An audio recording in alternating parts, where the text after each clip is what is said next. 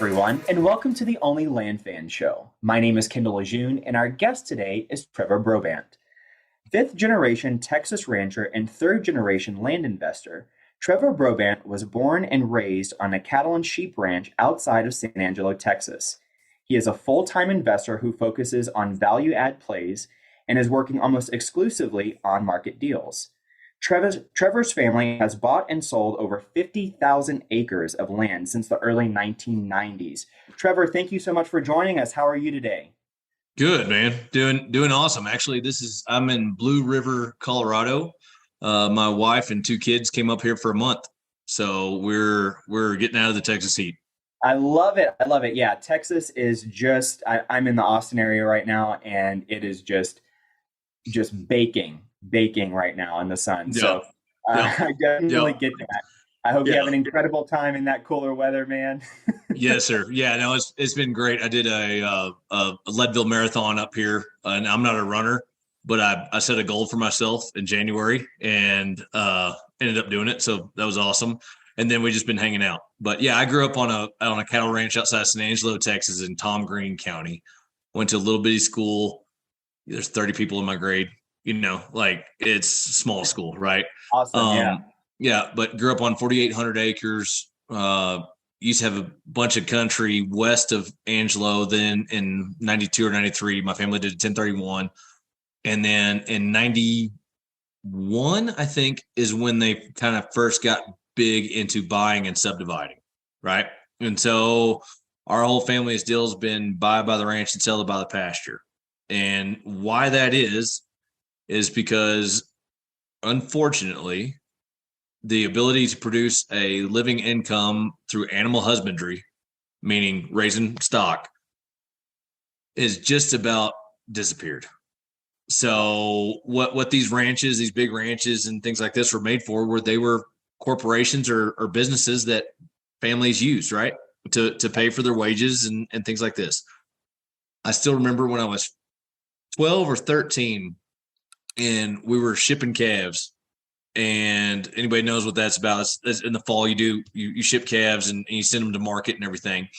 Anyway, I was sitting there and I was like, Papa, I was talking to my grandfather who was still alive. I was like, when could you not make a living ranching anymore? And he sits there and kind of looks about it and he goes, well, see that pickup and trailer over there, hauling those calves off. He goes, I used to be able to take that trailer of calves and pay for that pickup and have money over. He goes, now I have to take 3 trailer loads of those calves to maybe pay for that pickup.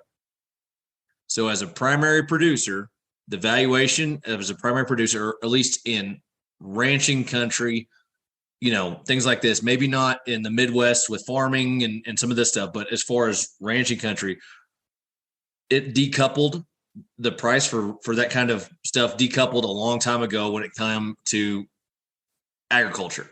Now it's all recreational usage. Right? Yep.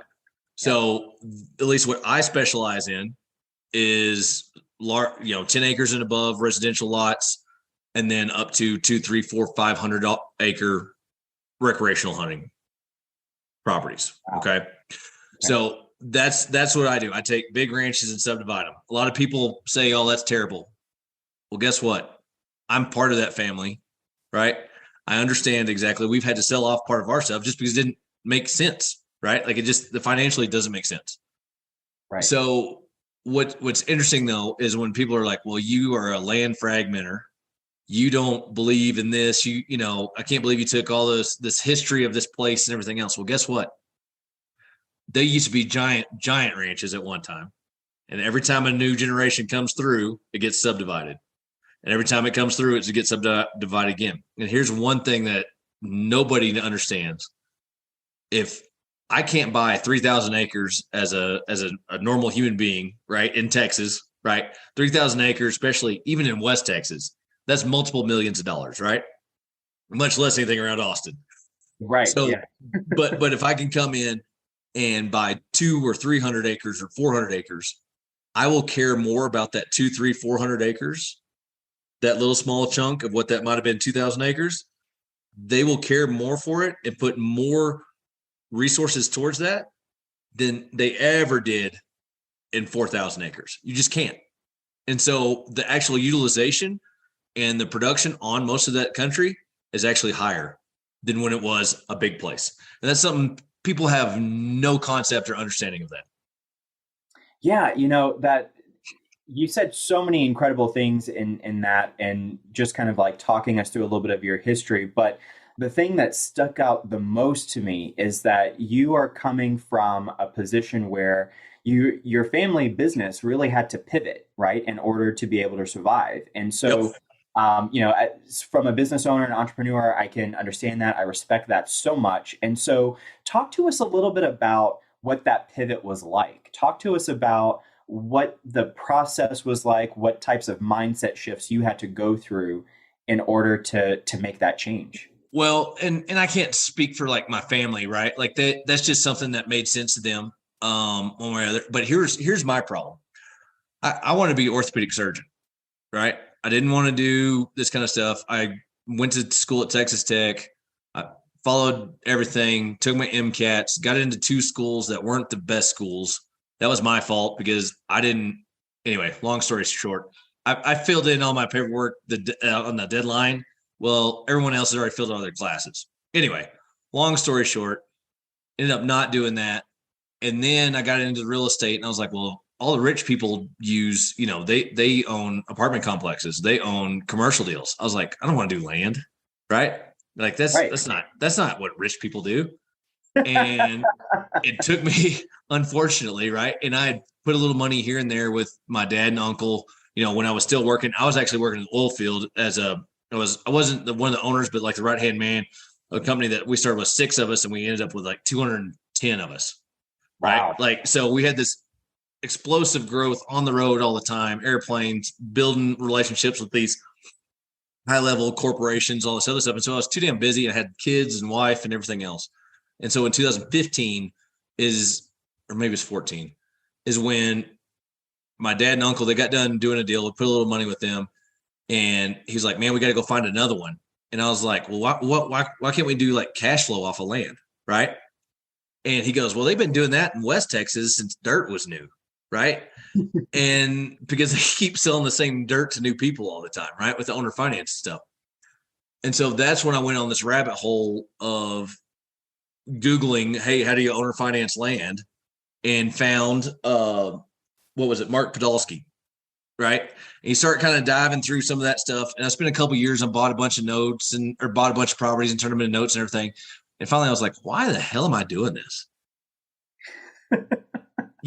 Like it just, right. I was always too smart, right. For my own good when it came to this. I was like, why don't I just do what Dad and Ed, which is my uncle, like, well, just do that. Right. And just bring kind of the new way of doing it. Right. Where it wasn't just hey, it's just whatever we got in our pocket that we can do on these kind of deals, because they never did multiple deals per year, right? Like they did a deal a year and they made good money. They still had regular jobs, but they paid for all of our college. They paid for all, you know what I mean? Like they had unbelievable deals. And I was like, Dad, why don't y'all like take this big? And then they were just like, no, right? Grew up on a ranch, hardworking, go to church, save your money. You know what I mean? And I don't know if it was fear of competition or whatever it is, but it's just a different mindset, right? A little older, they're both 60 plus and things like that. And so they're not real big internet guys and stuff. And so, it's an interesting thing like that mindset. They knew that they had to do something else and it's what they knew. Right. And so it still allows you to kind of be part of it, even if it's a little different than, because almost everybody out here, they'd love to throw their legs over a horse and make a ton of living, like the Duttons or somebody else. It doesn't work that way. Right. It doesn't work that way. So anyway, but yeah, I mean, that's kind of my deal. Like just work with what you know. And this is kind of what I know. I love that. And something else that just stuck out to me was just the, making something old a little bit new. Like, what is that innovation? How can you put a spin on it to make it yours and make it work for you, right? And so, absolutely. Can you talk to us a little bit about what types of deals, you mentioned it earlier, but what types of deals do you specialize in now? Yep. Again, recreational usage. That's going to be big, especially in Texas, hunting, right? Texas, Oklahoma, A lot of the Southeast states, things like that. That's going to be a huge deal. And so our whole deal again is to make unaffordable land affordable, right? Trophy places, live water places, $10 million views, things like this, that are going to be bought up by rich people. The non-trophy assets, the plain Jane dirt out there, right? The prices have gone up so high on the price per acre. A lot of places, it's unaffordable for people to buy, to use as leisure, right? It's not production. There's no money off of it one way or other. So what I do is I take a $3 million property and I make it worth 5.5, but I turn them into $500,000 or less parcels. And one of the main reasons that we do that is because the underwriting, when it comes to the lenders on that, anything under $500,000, it's a 2-page underwriting deal, just like getting a car, right? If it's over $500,000, the loan itself is over $500,000. They do a full background, like financials, everything else like that. And so that's kind of where we want to be. And to be honest with you, with these interest rates, I'd much rather be in the $200,000, $300,000 price range.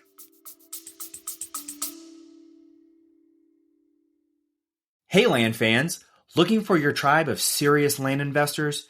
Join thousands of your fellow land lovers in the OnlyLandFans Facebook group. We're talking real deals, expert strategies, and game-changing connections you won't find anywhere else. This isn't just another real estate group. This is the community where land investors come to level up. Join us at OnlyLandFansGroup.com and join the conversation today. That's OnlyLandFansGroup.com. See you there. That is fantastic. So walk us through a typical deal, for example. Yep. Okay. I'll tell you one that we're closing right now. And this is actually the first one where we're doing smaller tracks. Okay. This is a deal we close on Wednesday. It's outside of College Station. It's 130 acres. It's about 22 minutes southwest of College Station, which is where Texas A&M University is at, right? Anybody knows that place is blowing up. It's insane how many people are coming in, and the price per acre of anything right there is nuts. Just absolutely insane. Okay. This tract is 130 acres. It has, there's three things that I look at, right? We look at access. The more paved road, the better. We look at power. The more power on the track, the better. And we look at water. It's got to have some sort of damn water, right? Whether that's rural water that's piped in or access as far as water wells. Okay. This has all three of them in spades. This is on a FM 60 that comes through on a College Station there. It's 130 acres. We're buying it for $1.2 million, right? We're also buying 50% of the minerals. There's one old well out there, and the guy wanted to sell it. I wanted all the minerals at 1.1. It was listed for 1.4. I was like, no. Anyway, we bought it. And the key to this is because we're also going to sell the mineral rights to the individual landowners, right? So it's going to turn into, I think, 10 tracts. They're going to average about 12 acres a piece. We're going to spend about $350,000 to $360,000 doing surveys, building brand new roads, running power, doing some cleanup, things like this. It's a beautiful property. It's got trees. It's got creek. It's got a little bit of everything. It's worth 2.6 then, right? And here's the thing about it. We buy everything. Not everything, but a lot of the stuff we do, we use leverage. So we have an 85% loan to value line. And then I also have an 85% loan to value on the $320,000 that we're going to use for the improvements. Okay. That allows me to take my ROI and shoot it through the roof. Absolutely. Yeah. So we're actually going to spend, I don't know, closer to $400,000 to make 1.6. Wow. That's fantastic. That's fantastic. So, I mean, in this county, you don't have to go through the platting process. As long as it's coming in off the main road there, you're good. A lot of these counties, though, especially around Austin and up and down 35 and things like this, the old guard is still in charge when it comes to county commissioners, county judges, things like this. They do not want development. They do not want it. And so now they're coming up with rules and regs. And I literally talked to my engineer who's doing one of these today. And she's like, the gal that we had to check off with on another one, there's a 1,200 acre deal that's close to where I live. And we cut into 100 acre tracts. She goes, the gal that is in charge of all the septic and everything has no idea what she's doing. But she, like, it's insane what is going on right now with they're trying to stop everything they can, but no one has any understanding of what the hell is going on. Wow, that sounds like a recipe for a lot of frustration. Confusion, disappointment, anger. Oh my gosh, that's crazy. Wow. But again, these prices have gone up so high. And what the deal is say I am, Trevor Probandt, and I've owned this place in, I don't know, we're outside of Taylor, Texas, right? Northeast of town. They're blowing up left and right. And I've owned it forever. I'm 83 years old. I need to sell out. And if you make it so hard that I can't come in, or, anybody out here can't come in and bring it to a higher level, the valuation of my property, even though I've lived there forever and done all this other stuff, goes down. So we're seeing a big change across the board with these counties trying to stop us, our terrible land fragmenters. That is happening right now. And what the deal is they don't understand it, but it's going to take the valuations of those large tracts down 20 to 30%. So they're actually hurting their own constituents. Right. Absolutely. And you're just like, but people are afraid. People are concerned. I understand. A lot of people have done a very bad job of doing this stuff, right? We do everything above board. We bring county commissioners in. We bring judges in. We do everything else like this. We want good quality product for good quality people, right? But the bad thing is there's a bunch of bad actors in this game, and they could care less. Yeah. And it sucks. That makes a lot of sense. And so let me ask you, what's the timeline on the project that you just mentioned? To get it to sell or to close it out. I mean, who knows, right? Like with interest rates, they go to 12%. The nice thing about this is all these tracks are going to be $150,000 to $200,000, which is still affordable for that neck of the woods. We're still pricing our stuff probably 10% below what we think competition is, just for the speed of that. But most of these are going to take anywhere from a year to a year and a half from the time you buy it, jump through all the hoops, get everything done. Especially if you have a platting process, it can take 60, 90, 120 days. Right. Before you can even sell anything. Right. So what type of, what's the level of development that you're doing on these lots? Are you actually going in and putting in infrastructure, or is it more of a paper subdivide? What type of thing? No, no, it's not a paper subdivide. We're building the roads. We're running the power. We're we can fence, we can drill water wells, things like this. The only thing is when I come in and say I want to fence it and I want to drill water wells and all this other stuff, especially larger tracts, and this is coming from my dad and them, they're like, just because you think it's the best place to put a house and it's going to be the best view doesn't mean that that's where they want it to be. And you can waste $30,000-$40,000 in capital expenditures for nothing. Yeah, that's really good insight right there. So this is another thing too. This is something that you should really think about, guys, is list it at the price raw land and then allow them to wrap in those improvements. So the money, especially with high interest rates, this is another thing, and this is something coming from a very good broker buddy of mine, and his dad and granddad and all of them have been brokers forever in 3 different states. He goes, this is the first time that he can ever remember, and he's been in it 17 years or whatever it is, because this is the first time that improved properties, so like high fence places, like really cleaned up, everything else like this is the first time they have outsold more blank slate properties. And why do you think that is? Because people are ready, right? Well, one, they have no vision, but 2, it costs a lot of time, money, and effort to get all that stuff set up. And if they got to come out of pocket with it, they don't deem that as high value, especially with high interest rates, right? Yeah. Yeah. Especially if you got to wait 6 months to get a water well drilled, like a bunch of these places are, right? So if it's already got the water well, I'm not saying you have to, but like if it's got cleaned up, ready to rock and roll, like don't. It's almost like people with houses, right? Like you show them a junker house and they don't want to touch it, even if it's a good deal, right? Unless they're an investor. Sure. And so it's kind of the same way. So we're doing a better job of cleaning everything up, making it look nice. But I mean, it's really a blank slate if they want to come in and buy one or two or three or one way or other. But a lot of times what we're doing right now is we're wrapping in those improvements. Yeah, that's smart. I think that would definitely open up the buyer pool as well, I would imagine. Yep. So let me ask you, Trevor, what was your very first land deal like? Do you remember it?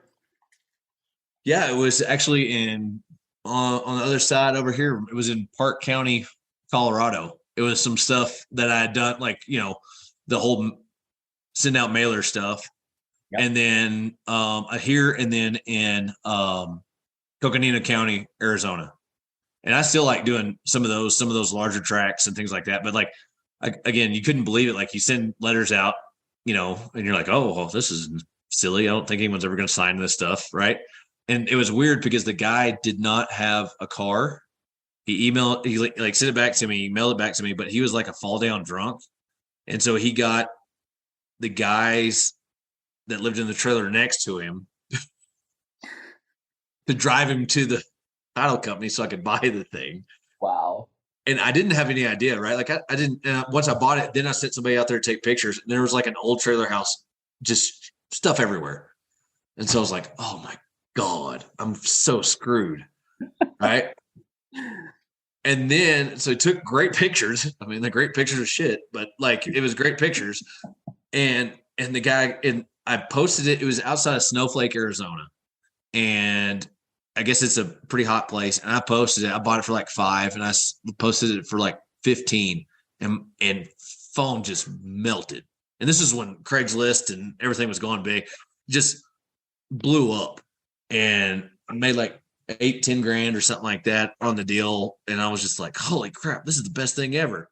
I want to do all of them. Yeah. I want to do all of these. And then you get into the whole balance there, right? When you're talking about owner financing and the cost of capital and things like that. And so that was one of those deals. I was like, man, I can do this.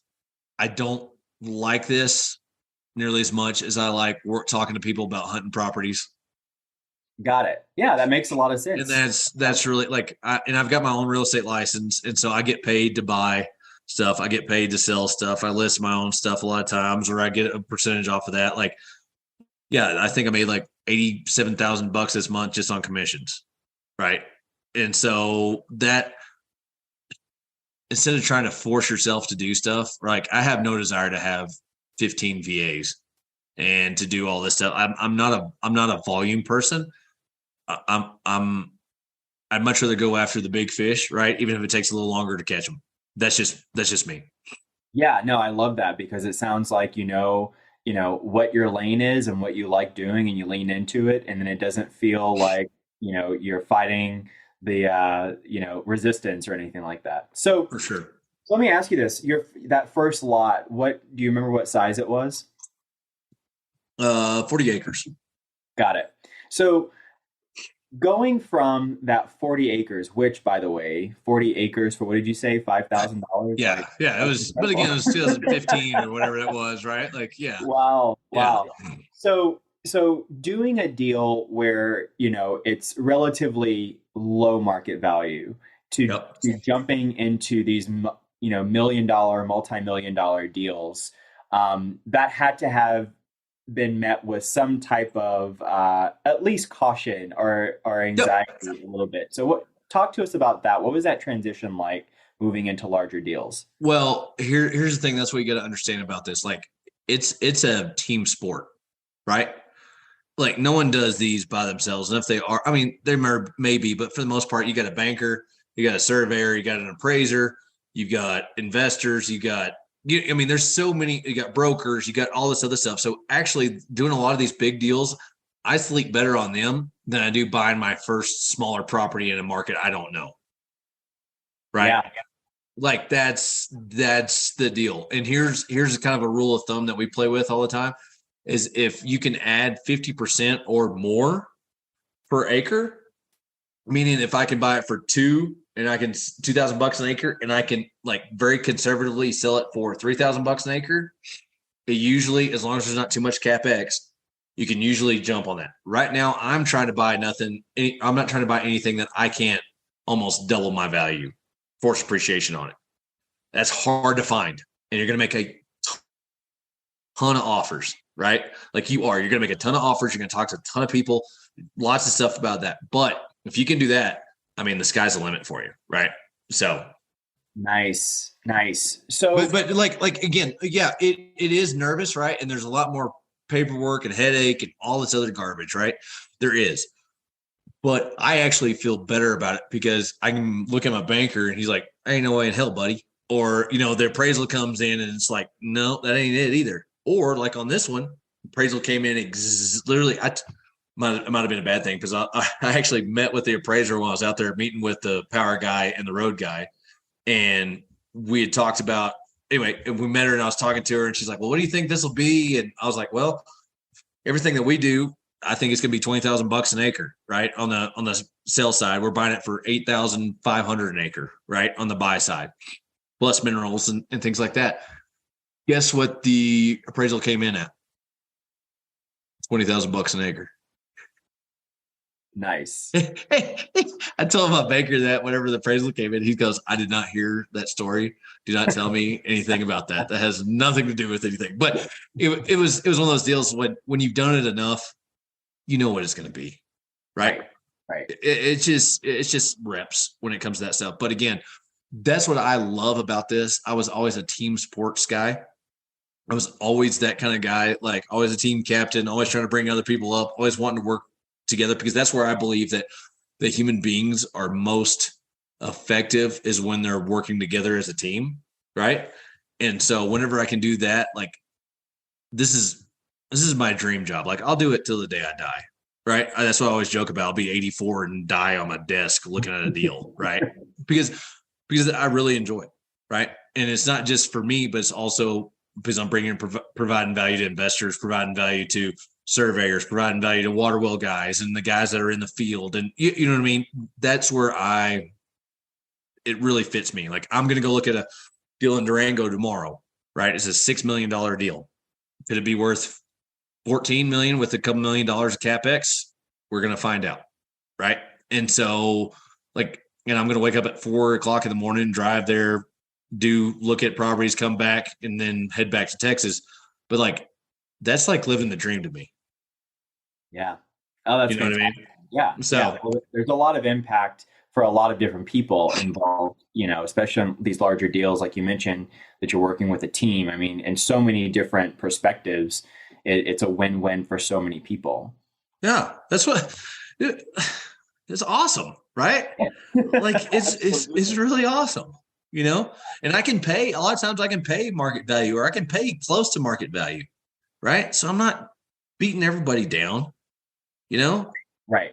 So for those people that may be listening to this and are used to the model of buy cheap so you can sell it at or a little bit under market value, that's a different model, right? Like your model, 1,000,000%. You are adding value. So you are forcing the value of the price per acre up because you are making the property smaller, right? And a lot of times, yep. In the most basic terms. Yep. So can you talk to us? You mentioned leverage. You mentioned a banker on your team. How are you going about funding the majority of your deals? Are you using just bank money? Or are you also using private money, or both? How do you go about both? That? Yep. So a lot of what we do is we'll raise the down payment from private investors. We'll also raise CapEx from private investors, and then also the first year of payments from private investors. And so that's what we do, and we try to shoot way too high, even if it doesn't mean that the overall rate of return might not quite be as much, but we don't want to do capital calls. So we try to raise everything. We do annualized payments. That way, and the bank gets paid first, no matter what. We pay the bank off as fast as humanly possible. No distributions until the bank is paid off. Got it. And so how do you go about raising private money? I imagine, you've got a pretty good network now. Yeah. But how did you build up, your network and raise private money? Yeah, of course, my dad and uncle, but they didn't actually really, it helps whenever I can lean on them and their story, right? Like no lie, right? Like that's my competitive advantage. But also like I know the numbers, right? and the thing is guys, is you don't have to have a track record if you got a really good effing deal. And you got a really good game plan and it makes sense. And here's another cool thing about that too, is whenever you're talking to your banker or your investors or whatever, like they're like, okay, this makes sense. These numbers are real. This is not some pie in the sky stuff, right? And when you show them that, here's a big deal that I always like talking to people about is like, hey, what do you think of this deal? And then I'll always ask them, instead of asking them for the money, I'll be like, do you know anybody that'd be interested in this thing? And if it's that good a deal, they're going to say, I'm interested in that thing. Plus my uncle is too, plus my brother. Right? Yeah. That has a lot to do with it, but you've got to know your stuff, right? That's where, again, whether you're flipping infill lots in Atlanta or one way or other, dude, you can find money. That's not it. If you got a good deal, who cares? Like you don't need any of your money, right? Like you don't, I always put my name on the loan and everything else like that, but like, I'm trying to get out of that. I'm the guy that hustles. I'm the one that runs it. I do everything else like that. I deserve a much bigger chunk. And there's only so many that you can do, right? Whenever it's all on you, because unless someone on here knows somebody, there's no such thing as a non-recourse land loan. Right. If you can find one, I will pay you very large amounts of money and you can be my point person. So if you can do that, that'd be great. But like I said, that's what I like to talk to people about all the time is like, don't buy with your pocket, buy with your network. Right. That's really good. I think I need that like embroidered on a pillow or something. That's really good. Can you say that one more time? Say that one more time. Don't buy with your pocket, buy with your network. Right. Yeah, that's fantastic. Because we do worry about that all the time. And we're like, oh, well, I've only got $200,000 to my name and this is a multi-million-dollar deal, all this other stuff. Not if you put a team together, right? And here's the most important person on your entire team for what we do is your engineering or surveying team. If you talk to them, let them know that what you're doing, how you're doing it, things like this, especially if you can go to your county and talk to them, the county planning and zoning or maybe the county commissioners and be like, hey, can I see the last 3 or 4 subdivision plats that y'all have worked with? Look at the name on the bottom of that. They're the people that know and have gotten deals done through there. Then go call them and be like, hey, I'm Trevor. This is my plan. This is what we're looking for. I'd like to give you 3 or 4 of these a year. And after you do 1 or 2, all of a sudden, instead of them taking 6 weeks to do a deal with you, they'll go like, oh, for you, we'll be there in a week. Because they know you're going to feed them over and over and over again. Yeah. And if you can build a good relationship with those kind of people, you'll make millions and millions of dollars. Love that. So good, Trevor. So let me ask you, where do you see the market going now, and what are you doing to, what's your plan to thrive in the upcoming market shift?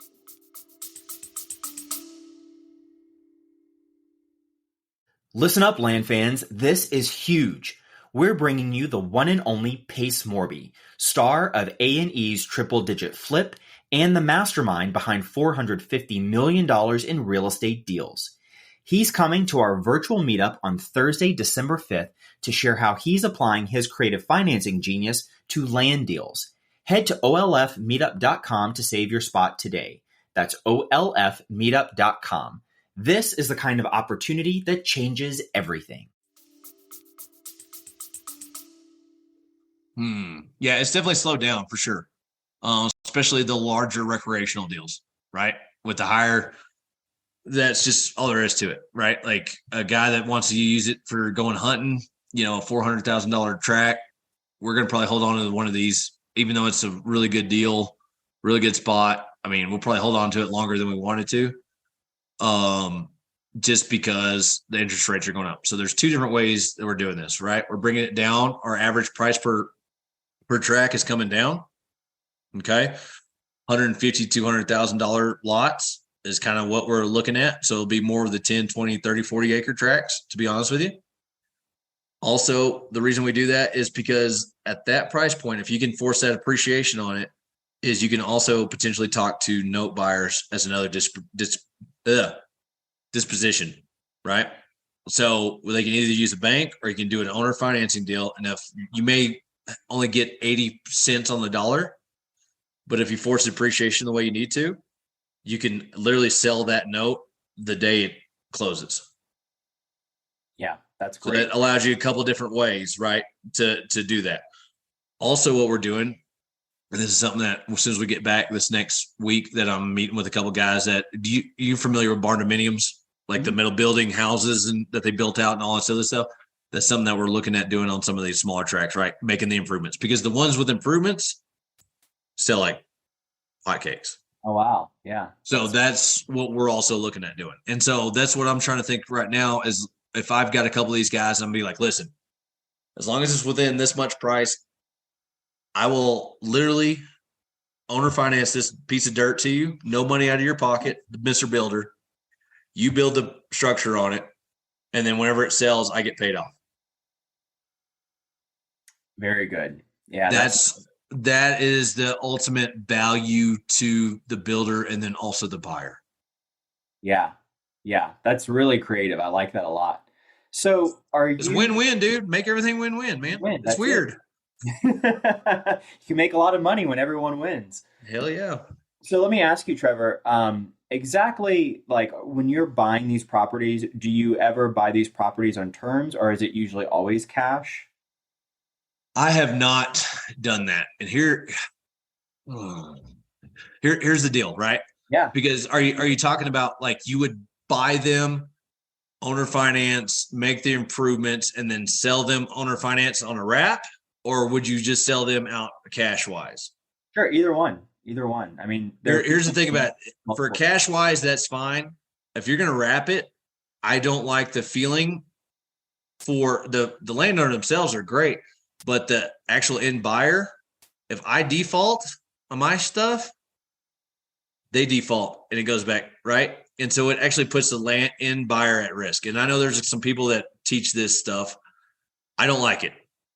I don't like it at all. Got it. That's fine. Everybody else can do their deal. I am coming across more opportunities to do more joint venture stuff though, right? You've got the land, I've got the expertise. Let's partner. That's also going to be a very big part of the next 2 years for me. Gotcha. I don't know. I have not done that yet. I've got some folks, literally, we've got one just south of Fort Worth that I just talked to the broker again today. It's a $3 million property. They are still asking too much for it, but with better part of $1 million, it'll be worth 5 or 6 and it'll sell pretty quick in smaller tracks just because you're right in the path of progress in Fort Worth and things. And so great frontage, water, power, everything else like that. And so doing joint venture stuff, I think is where I'm really going to probably work more towards my business, to be honest with you. Yeah. Yeah. Well, it certainly opens up that pipeline for sure. Absolutely. Everything could then be a deal, right? Yeah. Right. Absolutely. Because that's the only reason that this matters, right? Is because the delta, I can spend $150,000 on $1 million property and make it worth $2 million. You can spend $150,000 on a $400,000 house in Austin and make $600,000 and make $50,000 on the deal and be like, hey, that's a hell of a deal. Right. Right. It's not even close when it comes to true raw land. Got it. Yeah. Yeah, absolutely. So, One of the things that stuck out to me in just listening to you speak and also reading your bio is that you are working, pretty much on market deals, and that's sort of different from what we hear a lot of in the land space. We hear a lot of No, you need to send text messages and letters and all that. You don't worry about it. No, you can't do anything on market. so so talk to us a little bit about what your process is Yep. for looking on market deals. Um, First of all, it's counties and areas I like, right? There has to be something going on there. Um, Another big deal is also the requirements in that county. So starting to pay attention to all the rules and regs. And that's a double-edged sword, okay? Because the harder it is to do this stuff, the less competition. Right. The harder it is to do stuff, the bigger the effing headaches and the more money it's going to cost. But it can be a very, very good like competitive advantage if you have that team, the capital, and more importantly, I don't know what the wherewithal to understand like some of these are going to be a bare knuckle fight to get this stuff done, right? Other places, and that's kind of where I'm actually, to be honest with you, I'm actually kind of searching those places out more that are really hard to do because not every realtor and agent can do that. Right. Yeah, that's great. That's great. And the harder it is to do that, it means what? There's less inventory in that county, right? Absolutely. Yeah. So Yeah. that what I'm doing is actually like the what is it? The obstacle is the path or whatever. The obstacle is the way, right? Like that's kind of where I'm going, and I want to be within. And again, this is different because we've done a lot of this stuff way far out. That's hunting properties, but now I want to be within an hour or so of some sort of metro, hour and a half. Another big fight, at least in Texas, water. It's got to have water. And if you can get on the TCEQ, talk to anybody there with waters, talk to water well guys, things like that. If it doesn't have water, abundant amount of water, I don't want to mess with it. It's going to turn into, it's going to be ugly, especially in the state of Texas. It's going to be real ugly. Yeah. So, do you have like let's say there's someone listening to this, they're brand new to larger acreage. Let's say that we have some Yep. experience doing infill lots, and that's good. But then they hear, oh my gosh, like there's an opportunity out there on market deals, and so talk to us about how that person would get going in working these on market type leads. The best way is, first of all, to understand your market, right? And that's going to be getting a hold of a lot of, and this is a lot what a lot of people don't think on so much is like your real estate brokers that do a lot of land in those particular counties literally know more than anybody does, right? And I don't care what your Redfin data pulling, all this other stuff, right? It's BS. It's lagging indicators. They don't understand this stuff. You got to build relationships with the guys and gals that make a living in dirt in the counties that you're interested in, right? So you need to call them. You need to start just introducing yourself and say, hey, man, looking for value add plays. I'm sure, you got a list of tons of guys that already buy this kind of stuff. I don't even need a real good deal. It's just, I've got a team together, right?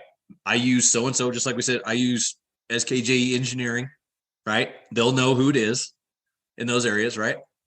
This is who we use. This is the bank that I use, right? In these areas, like that's touch base, find a little regional bank and get to know the vice president or CEO.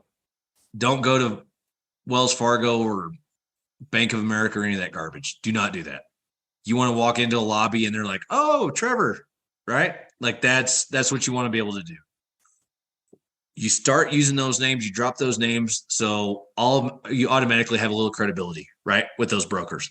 And then you're going to be like, "Listen, if I can give you 10 listings this next year, where are they and at what price point and what size?" Because here's another thing. I have not done it as much, again, with the on market stuff. That's usually what I do. But now if you have a hard time finding stuff that's even on market, at least then you know where your market is, right? Then you can even just send neutral letters to people in the area, right? Or text message or whatever. Just be like, hey, I'd love to potentially buy your property, right? You don't have to lowball them, whatever. You can send them an offer 100% of market value, right? You're still going to get yelled at no matter what. It doesn't make any difference. People are pissed off. That's so true, right? That is so true. I've sent thousands of letters at 100% of market value, and they still. This one little old lady, she freaking button hooked me so bad. She was like, she left me a deal on Pat Live. Oh yeah, I'd like to talk to Trevor, and I call it. And she's like, oh, are you? And then she gave me a cussing that I have not ever received in my entire life.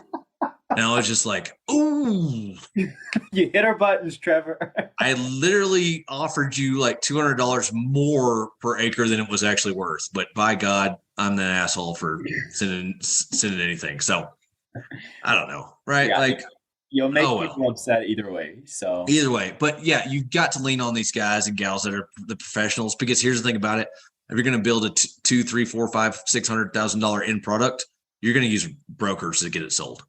Sure, absolutely. Just like that deal we just talking about in College Station. A good buddy of mine that's kind of one of the top realtors in College Station there, and I made him drive his ass over there to look at it too. I was like, he's like, well, because he looked at it on Google Earth, and he's like, and he got out there, he's like, oh, this is way better. And we showed, and I was like, this is where I'm going to cut it. This is where we're going to do it. Things like this. And he was like, oh, okay. And we started. I was like, all right, are you excited about these listings? He's like, hell yeah. I was like, good. That's all I need to know. Right. Because they'll let you know if they're not. And that's another thing too, whether that's something on market or off market, if you've got a good person, even if they don't have the listing, you can call them and be like, dude, this is what I'm thinking on this thing. Again, we talk about our network, right? Don't use it don't buy with a pocketbook, buy with a netbook, right? Network. Those are the kind of relationships that'll feed you for a long time too, because sometimes they'll keep your ass out of a bind. Yeah. That's really good. So let's say that, you mentioned earlier about it has to be a county that you like, that you've got some stuff going on. Talk to us a little bit more about how you select markets. How do you select your target market or a county that you want to, look for these on market deals or send these neutral letters? I almost always like, at least for me, it's always areas. And of course, Texas is easy, right? This is a metro area. There's people moving to it, right? Like, right. So I don't know if I was trying to, in Nebraska, I would still do the same thing, right? Because I'm trying to make unaffordable land affordable. And the best way to do that is 10, 20, 30 acre tracts, depending on where you're at, maybe 5 acre tracts, depending on one way or other. I would still want to be where the jobs and where people are wanting to move, because where there's jobs, there's income. Where there's income, there's ability to buy dirt. Absolutely. So it's really just the fundamental of looking at where people are moving. Supply and demand, baby. It's weird. There's no special formulas or magic equations or anything like that, right? No. Well, and the thing is whenever you talk to those brokers in the area and be like, listen, you just told me all this. Well, you send me all of the comps that have sold in the last 6 months, right? In that neck of the woods. Right. Both. And then that allows you to understand. Then what you can do is you can pin those, depending on where they're at in the county. Because I can say even my county that I live in, on the northwest side, it goes for $4,000 an acre. On the southeast side, it goes for $15,000 to $20,000 an acre. Right. And there may be 12 miles difference. But it's different school districts, different socioeconomic areas. It's just the way it is. And so then once you dive into that, then once you have those reference points there, then you can kind of start working into, okay, do I want to make this more affordable stuff? Does this need to be in the hottest area? Then that's up to you. I can't tell you what that is, right? And maybe you're like, dude, this is perfect. It's got water. It's got 40 acres. I can turn them into 410s. With a new survey, $3,000, and it's worth $200,000 more. That's what you can do. You don't have to buy these multi-million-dollar properties to force appreciation. right? Some of these deals that you just send out and, it's a 30 acre here or a 20 acre there or whatever, you may be able to, with literally, literally $4,000 in a survey, you can add tens of thousands of dollars in value. Yeah.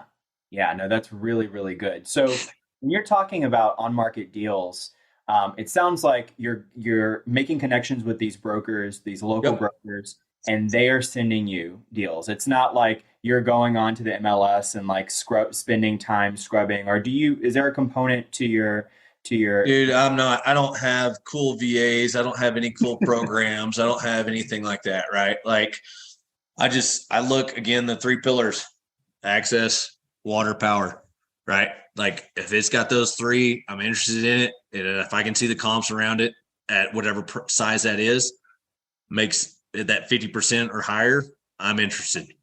Yeah. Yeah. No, that's fantastic. Because, it sounds, again, I know that I sometimes have even experienced where like I want to make it a little bit more complicated than it is, but it's actually a pretty simple, straightforward process. And so we get into trouble when we start trying to make it more complicated or trying to make things that are not deals into deals, Year right? 2 and 3, I was spending hours and hours and hours on sending letters, and I would be like, and through core logic, looking at different phases of subdivisions and all this other stuff.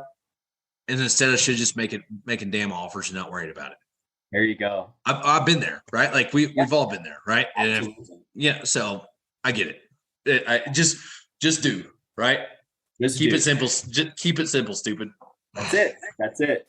So let me ask you, what would you consider to be, and you kind of just went over this, but what would you consider to be the most important needle moving actions that a new person can take daily if they want to thrive in this business, get going in this business? Two things: build your team, right?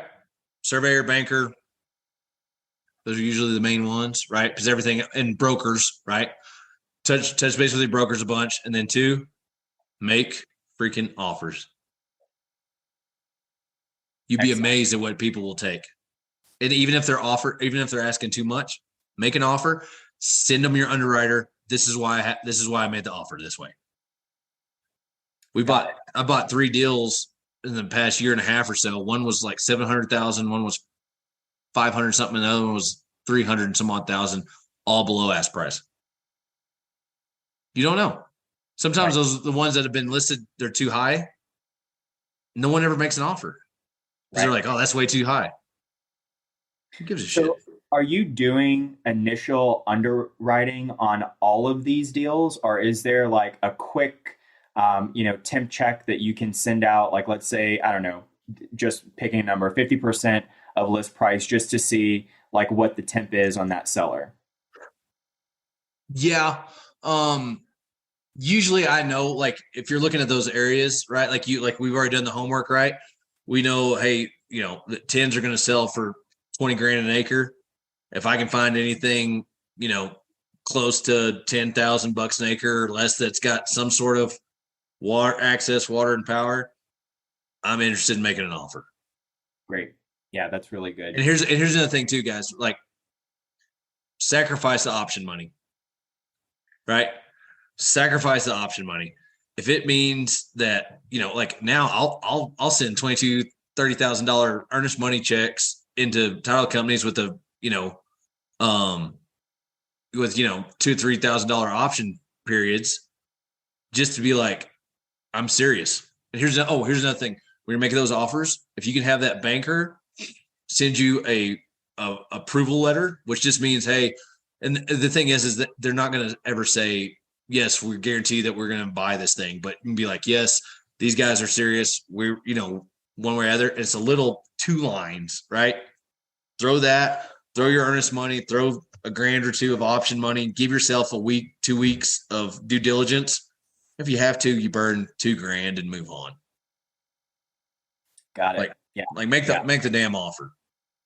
Yeah, that's really good. And so whenever you make an offer, are you typically doing, because these are, you know, on market deals, they are listings. Are you making this on a trek through another broker? I mean, obviously you said you're a broker. That's right. No, I make my own offers. You make your own offers through, Yep. yeah. Yep. So if someone's not a broker though, they would need to get a broker and to be able to make these offers. Yep. Or yeah. Well, I mean, no, not necessarily, because here's the thing about it. If the brokers, if you be like, that's the thing that you can do is like, I'll let you represent me until you get both sides. That's also a chance that a lot of people, hey, I'm not represented, right? If you don't have your license, say, hey, even from the get-go, I'm not represented. I'd love for you to get both sides. And then if he's good, be like, I would also give you the listings as well. That's great. So like they can make 6+ figures on just you that year. You're incentivizing that agent. That's really, really good. That's fantastic. And here's another thing too. Some of them you might be able to say, I would even allow broker participation. So what that means is he's going to get a slice of the deal if he brings you something off market, right? That's a good way for them to bring you a good deal whenever you say, not only am I going to do that, but I'll also allow you to participate, which means sometimes they may get a 5 to 10% override on an individual deal. That's really good. Yeah. And it just makes it easy for them to want to be on your team and work with you, right? Yeah. Yeah. Win-win. It goes back to the win-win situation. Weird. It's weird. Yeah. So on these deals, typically, I know that every deal is a little bit different and unique. But is there an average of, how long your option period is? You mentioned a week or two earlier. I usually do 10 to 14 days. Okay. And your closing period, you typically 45 days, 45, 60 days, whatever. I mean, okay. When everything was crazy, it took so long to get an appraisal. It was like pulling teeth. Absolutely. Yeah. It was insane. But again, that's the nice thing about it. You're like, everyone knows this. The realtors know this, the banker, like they know that you're coming in. So you're going to make a, offer with the contract and, your third party financing addendum on the deal. And so I mean, if you can't figure it out right in 2 weeks, you don't need to be doing the deal either. And to be honest with you, if everything kind of goes to hell in a handbasket, you call your banker and be like, dude, this shit is not what I expected it to be. You don't want to buy this thing because you're the one actually buying it, mister. You know what I mean? And they won't finance you and you'll get out anyway. You'll still sacrifice your option money, but you'll get your EMD back. Yep. I don't make a habit of that, right? Sure. I have not had to do that. I've always closed everything. But it, just in case, right? Yeah. So what are you finding typical EMD on your deals? Do you 1%? 1%? Yep. Excellent. So, we've talked about quite a few unconventional things in the land space that kind of goes against what most people are doing, which I absolutely love. But I do want to ask you the question: what's something that not very many people are talking about in the land space that we should be talking about in the land space? Well, at least in my niche, right, is how what you do with land right now will affect its usage forever. People do not understand that. And they chase yield and they chase percentages and they do all this other stuff and they rape and pillage the land. And I hate it. And that is the reason that all these new rules and regs are coming down all the time, because they do a terrible job. They turn good country into garbage, and it drives me insane. That's really good. Well, I mean, when you have that perspective and you come from the place of like you want to be a good steward of the land, right? Yep. You're going to it just seems like you're just going to reap the benefits of that because it's the moral, ethical thing to do. I've had a county commissioner call me with a buyer for one of my subdivisions that I ran through for him, right? Because he knows that we do good work. Absolutely. The brokers know that you do good work. The county judge knows that you do good work. Right. That's how you build a legacy. That's how you build a brand. That's And good. everyone always is looking right in front of their face. That's This it. game is not that. Yeah, legacy and brand. And you said this word earlier, and I love it so much because it does sort of encapsulate what you just talked about. Is you called a piece of property or a listing, a project that you had, a product. And that really is what it is. It's a product that you're putting on the market. And there are bad Yep. products and there are good products, right? Yep. So And they all sell. They all sell. It's just right. at what price point and to what kind of buyer. That's very good. That's really, really good.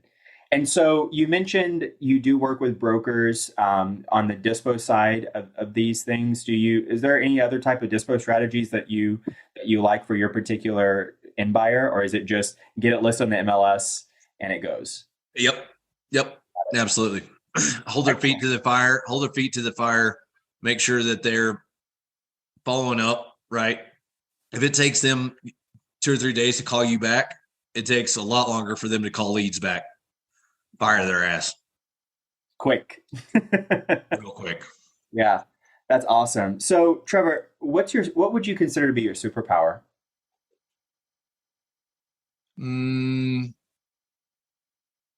I would say, I don't know if it's leadership, but maybe it's, I don't know.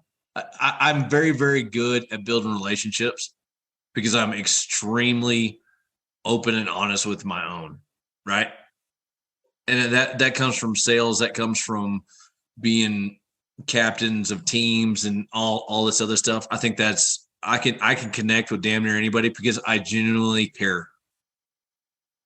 That's good. And I mean, especially in the approach that you take to business, the team building. I mean, it's a team. It's all a team effort, and it all comes down to relationships with people, definitely. And so, who would you say are your favorite? Are there any like entrepreneurs, business owners, influencers in the business space that you like to follow? Man, that's another funny thing, right? Like you're talking about like over analyzing and things like this. A lot of this rah bullshit is a little over the top. I've just about had enough of it, to be honest with you. Yeah, yeah. However, I will tell you this: my favorite book when it comes to business of all time is 10X, and it's by Grant Cardone, and it's only the first 6 little chapters. Right? There's abundance of success. Right? Don't be a little bitch. Like if you just read that over and over again, like man, I think that's my biggest deal. I don't know if I would actually like hanging out with a dude. I might. I don't know. Right. I've got a couple very good friends and fraternity brothers that were all very successful. One's probably going to be in the Hall of Fame in the NFL. One's a big country singer. 2 damn near billionaires in the oil business and things like that were all in my pledge class, right? And so that inspires me, but it also makes me feel kind of like crap sometimes because I'm like, man, no matter how good I do, it's not really that good. But yeah, like as far as like, and I need to do a better job of like, I've got the podcast, but like I need to do a better job of doing some stuff. I'm afraid that all these bits and bytes that we get all the time for every David Goggins, right? Who's, he's an interesting fellow, right? He's overcome a lot, things like this. For every one of those guys, like there's 10,000 of us, just normal folks that are very passionate about what we're doing and can leave a lasting legacy. I'm for team regular guy that's doing irregular things, right? Yeah. He didn't have to be he or she or whatever. You don't have to be setting the world on fire. You just got to be given more of what you're, I don't know. Maybe, I think one of my favorite sayings in the entire world is be the hero of your own story, right? Yeah. And that's like, doing that marathon in Leadville. Like I'm 6'1", 240, right? I'm not a distance runner. I'm a power lifter and crosser and all this other stuff. But I decided to sign up for that thing. And I almost quit twice. And it was snowing and sleeting and all this other stuff. But I was like, on that last climb, we're at mile 21, and we have one of the longest. We do have the longest climb. It's multiple mile climb, damn near straight up, and it's snowing sideways. And I want to quit. Literally 2 weeks ago, right? I was like, this is stupid. I'm just going to walk downhill. But then I was like, no, if I can do this, I can raise $100 million. If I can do this, I can make all these offers. If I can do this, I can change and make sure that no other Probandts exchange time for money while I'm alive. Yeah. That's the whole being part of, being the hero of your own damn life, right? You don't need inspiration. You just need to get after it. That's it. And that's what's so cool and that's what the addicting part is, right? When you do it, when you actually act on it, don't read about it. When you actually make those offers, even if the damn broker laughs at you, oh, well, who cares, right? Like, get after it. You've already pushed yourself beyond where you were, and you just keep expanding. And the cool thing is you never come back. You're a completely different human being. And it's addicting is what it is. Yeah, I love that. And the other thing that I love so much about stretching your capacity and kind of growing that zone of genius, if you will, is it doesn't have to be like, I need to climb Mount Everest. It can be super small little things, step by step, day by day, right? And so as long as you stretch just a little bit over time, that compound effect, you look back and you're like, dang, I'm the kind of guy, that went from not making offers to now I'm doing my first deal, or now I'm doing my first 10 deals, right? Yep, absolutely. And the thing is you realize like it's not the mechanics never change. It's you that changes, right? And that's empowering when you're talking about that, right? Like you're like, me, by God, I'm sitting here listening to this podcast, whatever, or sitting here, I can do any of this stuff. It may take longer than I want it to be, but as long as I keep trucking forward, making the right kind of, team memberships, making the relationships, by God, I can do any of it. Yeah, I love that. So what would you consider to be one of the biggest surprises you've had in your land career? Oh, the people that write the rules don't have a damn clue what they're doing. That's good perspective. Drives me batshit crazy. Right. Yeah. I think that has, literally with the engineer today, she's like, she has no idea what she's doing. She was talking about the gal that with the county, but she's just like making shit up. And I'm just like, oh my gosh. Yeah. But, if you think about the government, you're like, oh, well, that kind of makes sense, Yeah, I saw a meme the other day that said something like, we're all just kind of making it up as we go, right? Which is cool, right? Like, it's cool because you can anytime you want to, you could become a brand new human being. You can completely turn what you had differently. But when you're setting the rules for everybody else, please know what you're talking about, right?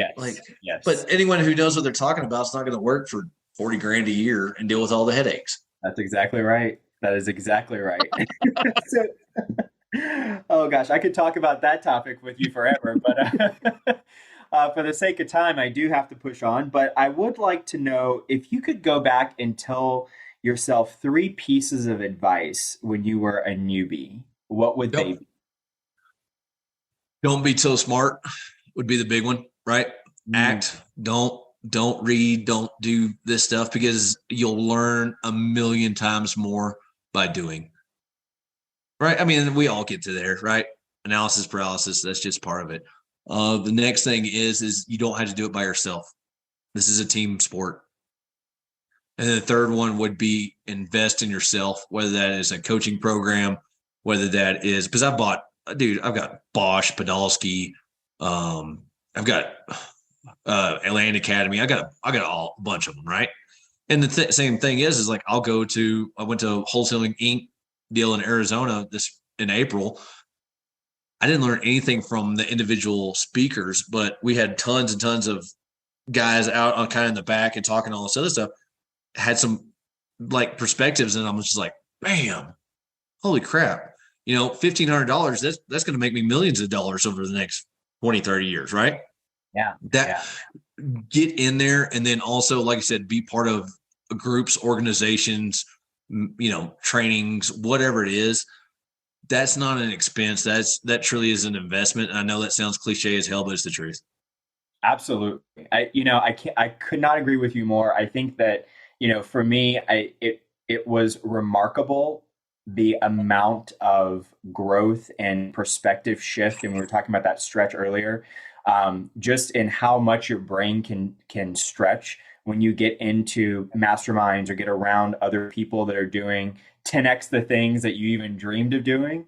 And that immediately, I mean, it's like magic, right? Like talking in the back of the room with some of those people, that's when you really like see some incredible internal growth.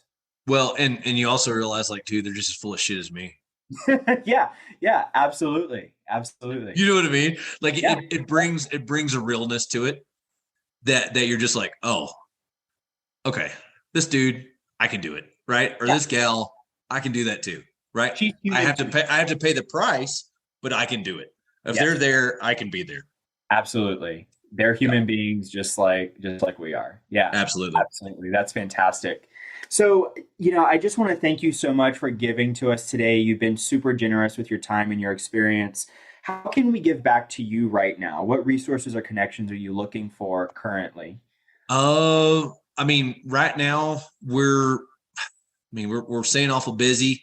If you've got anything, if you're in Texas or Oklahoma, things like that, like, oh, I mean, hell, we're eventually right now, Justin Sleva, who you had on the other day, and another buddy of mine, we've started a real estate fund. It's called Pasture Holdings. Okay. And that's going to be a big thing for us, that we want to bring capital to the marketplace and help more people do more deals. That's where we're at, but I'm not quite where we need to be there. But if you want to reach out to me, Trevor at Go West Lands, or, I mean, hell, I've got a podcast. They can, I leave my damn cell phone number all over the place. So I get text messages and phone calls all the time, but Awesome. It's when you love it, it's cool, man. And you build good relationships, and you never know when the deal of a lifetime is going to come through, and you could help somebody out. Like I'm the ultimate abundance guy. I would much rather do, make 20% off of 100 big deals and meet and talk to really cool people all across this country than to do one or two deals in my backyard. And, just that's what lights me up is helping folks out. So I love that. So, Trevor, you mentioned earlier that you're open to JV opportunities. yeah, So for sure. if someone comes across a deal, what's a quick little checklist that they need to go through before they say, okay, this may be a good Trevor deal that I can send his way? Yep. Again, make sure it's got paved road access. It's got power somewhere on the property. It's got water somewhere near it. And then you've done at least enough homework to realize that the smaller tracts are going to be worth, anywhere the minimum of 50% improved value. Awesome. Well, thanks so much, everyone, for joining us. It's been really fantastic. Fantastic questions. Excellent information there, Trevor. So thanks again. We look forward to seeing you all next week. Until then, be great. Have a great week, and we'll catch you in the next one. Thanks so much. Bye-bye.